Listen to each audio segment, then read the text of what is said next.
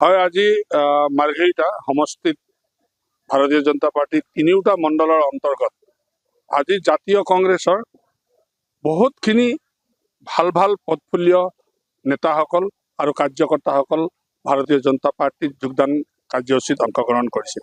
গতিকে প্ৰথমতে মই তেখেতসকলক উষ্ম আদৰণি জনাইছোঁ ভাৰতীয় জনতা পাৰ্টিৰ।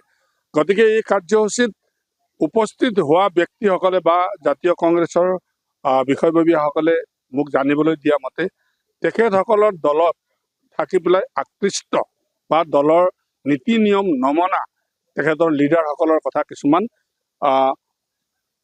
কিছুমান কথা তেখেতসকলক সম্ভৱপৰ কৰিব তুলি উঠাব নোৱাৰা কাৰণে আজি তেখেতসকলে জাতীয় কংগ্ৰেছ ত্যাগ কৰি পেলাই ভাৰতীয় জনতা পাৰ্টিৰ নীতি আদৰ্শৰ প্ৰতি আকৃষ্ট হৈ পেলাই ভাৰতীয় জনতা পাৰ্টিত যোগদান কৰিছে।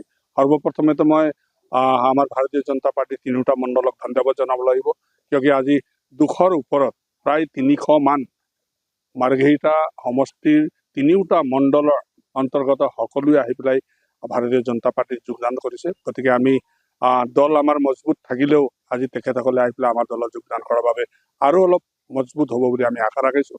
সমাগত ইলেকশ্যন আছে, গতিকে আমি ভাবোঁ এই যোগদান কাৰ্যসূচীয়ে দলক আমাক আৰু আগুৱাই লৈ যাব। সমাগত যেহেতু নিৰ্বাচন ইতিমধ্যে দেখা গৈছে কংগ্ৰেছৰ দলৰ একালৰ প্ৰতাপী মন্ত্ৰী প্ৰদ্যুৎ বৰদলৈৰ পুত্ৰ প্ৰতীক বৰদলৈ ইতিমধ্যে কংগ্ৰেছৰ দলৰ হৈ মাৰ্ঘেৰিটা সমষ্টিত নিৰ্বাচনী প্ৰচাৰ চলাইছে। সমান্তৰালকৈ ৰাইজৰ দলৰ হৈ দেখিবলৈ পোৱা গৈছে নিৰ্বাচনী প্ৰচাৰ চলিছে।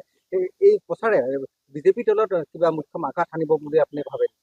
চাওক, বিজেপি দল সংগঠন হিচাপে সদায় দিন চিৰকৃত হৈ ৰাইজৰ মাজত সোমাই আছে, কিয়কি আমি আজি ইলেকশ্যন বুলিয়ে যে ভাৰতীয় জনতা পাৰ্টি কাৰ্যকৰ্তা ৰাইজৰ মাজত গৈছে এইটো কথা নহয়। ভাৰতীয় জনতা পাৰ্টিয়ে সদায় যিকোনো টাইমতে ৰাইজৰ লগত থাকিবলৈ কাম কৰি আছে আৰু আমাৰ কাৰ্যকৰ্তা সক্ৰিয়ভাৱে দলৰ কাম কৰি আছে। গতিকে মই ভাবোঁ ভাৰতীয় জনতা পাৰ্টি মাৰ্ঘেৰিটাত ভেটি বহুত মজবুত আছে। এইটো কোনোবা দলৰ পৰা আহি আজি এই ইলেকশ্যনৰ টাইমত ইয়াত মই ইলেকশ্যন খেলিম বা মই ইলেকশ্যন উঠিম, মই প্ৰতিদ্বন্দ্বী কৰিম, মই ভাবোঁ ভাৰতীয় জনতা পাৰ্টিৰ লগত প্ৰতিদ্বন্দ্বী কৰিবলৈ ইয়াত এতিয়ালৈকে প্ৰাৰ্থী নাই। কিন্তু আপুনি যিহেতু সুধিছে আগৰ প্ৰতাপী মন্ত্ৰী প্ৰদ্যুৎ বৰদলৈৰ পুত্ৰ ইয়াত ঘূৰি ফুৰিছে, সেইটোতো কংগ্ৰেছৰ পৰম্পৰা। আজি আপোনালোকে দেখি পাইছে সমগ্ৰ অসমত কংগ্ৰেছৰ কোনোবাই তাহাঁতৰ নাতি পুতি লৈ পেলাই ভাই ককাই বোৱাৰী নিজৰ পাৰিলে নিজে তেনেকুৱা ব্যক্তিবিলাকক টিকেট প্ৰদান কৰি গৈ আহিছে, আপোনালোকে দেখিবলৈ পাইছে। আৰু মই ইয়াত কি ক'ম, যিহেতু 17 বছৰ ইয়াত তেখেতে মন্ত্ৰী হৈ পেলাই ৰাজত্ব কৰা আজি পুতেকক নমাই পেলাই আকৌ খাম বুলি ভাবিছে। গতিকে মই ভাবোঁ মোৰ প্ৰতিদ্বন্দ্বিত্ব ইয়াত নাই, কিয়কি মোৰ দলীয় কাৰ্যকৰ্তাই যিখিনি কাম কৰিছে সেইটো কামৰ ৰাইজে দেখিবলৈ পাইছে। খতিয়ানো মোৰ 2-4 দিনৰ পাছত মোৰ কিতাপখন ওলাব 10 বছৰত মই কি কাম কৰিলোঁ, আৰু মই 16 চনৰ আগত মাৰ্ঘেৰিটাখন কেনেকুৱা আছিলে আৰু 16 চনৰ পাছত মাৰ্ঘেৰিটাখন কেনেকুৱা হৈছে ৰাইজে নিজে অনুভৱ কৰিছে। সেইকাৰণে আজি 200-300 জাতীয় কংগ্ৰেছৰ ৰাইজে আহি ভাৰতীয় জনতা পাৰ্টিত যোগদান কৰিছে। সেই যোগদান কাৰ্যসূচীতে আপোনালোকে অনুভৱ কৰিব পাৰিব যে ভাৰতীয় জনতা পাৰ্টি কিমান মজবুত আছে মাৰ্ঘেৰিটা। মই কৈছোঁ, মই 2021 টিকেট বিচাৰিছিলোঁ। টিকেট AICCয়ে টিকেটৰ কাৰণে কৰিছিলে। নগাঁও সাংসদ প্ৰদ্যুৎ বৰদলৈ টিকেটটো নিদিলে। মই কাৰণে ঘৰত বহি আছিলোঁ আৰু মোৰ কিছুমান সৰু সৰু ভাইটি কংগ্ৰেছত কাম কৰিছিলে, তেখেতলোকৰ যি অপব্যৱহাৰ কৰিলে আহি মোক সুধিলে যে কি কৰোঁ। মই ক'লোঁ যে বিধায়ক মহোদয় ক'লোঁ এনেকৈ বিজেপিত জইন কৰোঁ, আমি কংগ্ৰেছৰ কমচে কম 100-200 মান মানুহ বিজেপিত জইন কৰোঁ। বিধায়ক মহোদয়ে ক'লে ভাল ভাল। সেইকাৰণে আমি ভাৰতীয় জনতা পাৰ্টিত যোগ কৰিছোঁ। আৰু তেখেতলোকে কয় যে এসময়ত 2021 কৈছিলে নগাঁও সাংসদ প্ৰদ্যুৎ বৰদলৈ ডাঙৰীয়া বুলি ক'বলৈ আৰু এতিয়া বেয়াই লাগিছে, প্ৰদ্যুৎ বৰদলৈ বুলিয়ে ক'ব লাগিব। কাৰণ তেতিয়া পেৰাচুট লেণ্ডিঙত কোনো টিকেট নাপায় বুলি কৈছিলে। এতিয়া তেখেতৰ পুত্ৰ প্ৰতীক বৰদলৈ পেৰাচুট লেণ্ডিঙত কেনেকৈ টিকেট পাই আছে সেইকাৰণে ৰাইজে বেয়া পায়, চব ওলাই আহিছে। আৰু তৃণমূল কৰ্মী কোনো সন্মান নাই, কোনো অৰ্থ নাই। তৃণমূল কৰ্মী যদি সন্মানেই নাথাকে, অৰ্থই নাথাকে, সেই দল থাকি কিবা উপকাৰ হ'ব জানো?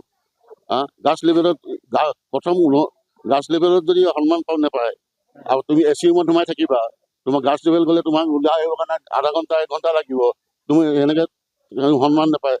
আৰু গাছ লেভেলত তুমি বেয়াকৈ ব্যৱহাৰ কৰিবা, তুমি টেবুল ঠেলি ওলাই যাবা, হেৰি কৰিবা, এনেকুৱা গুৱাহাটীত এইটো ঘটনা গুৱাহাটীত আছে। আহি মোৰ লগত আহি ল'ৰাকেইটাই ডিছকাছ কৰিছে কি কৰিলে ভাল হ'ব ৰুবুলদা। মই এতিয়া বহি আছিলোঁ, তেতিয়া কৈছোঁ যে নহয় ব'ল মই যি সিদ্ধান্ত ল'ম একেবাৰে ভাল সিদ্ধান্ত ল'ম। সেইকাৰণে মই সিদ্ধান্ত লৈছোঁ। আৰু এতিয়াতো তোমালোকে কমটিয়ে দেখিছা, 10% দেখিছা, আৰু ভৱিষ্যতে তোমালোকে কিজান আৰু 90% দেখিবলৈ বাকী আছে। ইমানে ক'লো আৰু থলো। হয়, আচলতে আজি মোৰ বাবে এই মুহূৰ্তটো সঁচাকে এটা চাইডৰ পৰা মই আমাৰ সন্মানীয় বিধায়ক ডাঙৰীয়াৰ কাৰণে মই খুব সৌভাগ্যৱান বুলি মই নিজকে ভাবিছোঁ। কাৰণ তেওঁ আজি মোক এইখন সময় দিলে বাৰু, মোক সুযোগ দিলে তেওঁলোকে।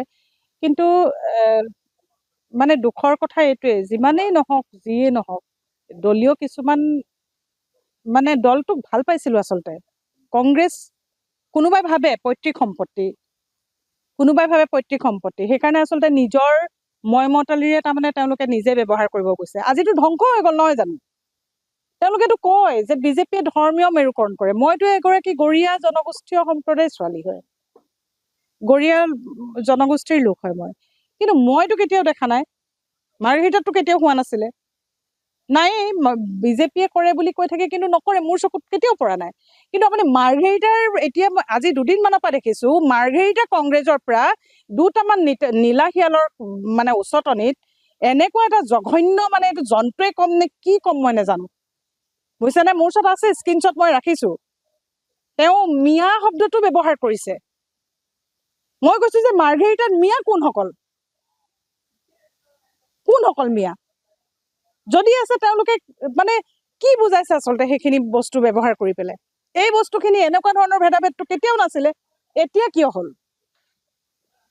সেইকাৰণে মই মাৰ্ঘেৰিটাত এতিয়া ধৰক কংগ্ৰেছ আছে বুলি মোৰ মোৰ মোৰ মোৰ ব্ৰেইনে নকয়, তাৰমানে মোৰ ব্ৰেইনে নকয়। কাৰণ মই এই কংগ্ৰেছ দললৈ যিদিনাখন ভৰিখন বাহিৰত থলোঁ, সেই দিনটোৰ পৰাই মোৰ মানে গোটেই লাইফটো মোৰ স্পইল হৈ গ'ল।